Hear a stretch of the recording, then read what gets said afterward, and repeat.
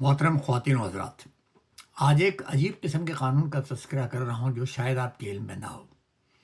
کیا آپ سوچ سکتے ہیں کہ حکومت ہر سال آپ کی کمر کی پیمائش کرے اور اگر آپ موٹے ہوں تو آپ جس ادارے سے منسلک ہیں اس کو سزا دی جائے؟ سننے میں عجیب لگتا ہے نا، لیکن یہ کوئی افواہ یا سوشل میڈیا کے مبالغہ آرائی نہیں، یہ جاپان کا حقیقی قانون ہے جسے عام طور پر میٹابو لا کہا جاتا ہے۔ یہ قانون ابتدائی تشخیص، بچاؤ اور طرز زندگی میں بہتری پر زور دیتا ہے۔ اس قانون کا اطلاق ان افراد پر ہوتا ہے جو 40 سے 74 سال کی عمر میں ہوں۔ یہ عمر اس لیے منتخب کی گئی ہے کیونکہ 40 کے بعد ڈائبٹیز، دل کی بیماریاں، ہائی بلڈ پریشر وغیرہ کا خطرہ بڑھ جاتا ہے۔ اس قانون کے تحت سالانہ ہیلتھ چیک اپ میں آپ کی کمر کی پیمائش کی جاتی ہے۔ مردوں کے لیے 85 سینٹی میٹر یعنی تقریباً 33.5 انچ اور خواتین کے لیے 90 سینٹی میٹر یعنی تقریباً 35.4 کی حد مقرر کی گئی ہے۔ اگر کسی شخص کی عمر کی کمر اس حد سے زیادہ ہو اور اس میں دیگر خطرات بھی موجود ہوں تو اسے میٹابولک سنڈروم کے خطرے میں شمار کیا جاتا ہے۔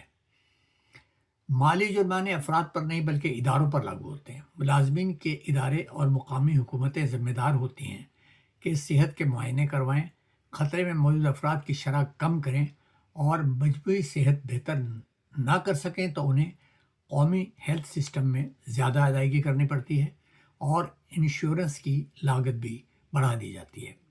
یعنی دباؤ افراد پر نہیں بلکہ اداروں پہ ڈالا جاتا ہے تاکہ وہ صحت کو فروغ دیں۔ جاپان دنیا کے سب سے زیادہ عمر والے معاشروں میں سے ایک ہے۔ حکومت نے یہ بات سمجھ لی کہ اولڈ ایج میں بیماریوں کے علاج پہ خرچہ زیادہ آتا ہے اور اس کی روک تھام سے وہ بہت زیادہ مہنگا ہوتا ہے، اس لیے جاپان نے بیماری کے انتظار کے بجائے ابتدائی مداخلت کو ترجیح دی۔ تحقیقات سے ظاہر ہوتا ہے ہیلتھ اسکریننگ میں اضافہ ہوا، میٹابولک سنڈروم کی ابتدائی تشخیص بڑھی، طرز زندگی کے بارے میں شعور بہتر ہوا۔ اگرچہ موٹاپا مکمل طور پر ختم نہیں ہوا لیکن قابل بچاؤ پیچیدگیاں کم ہوئیں۔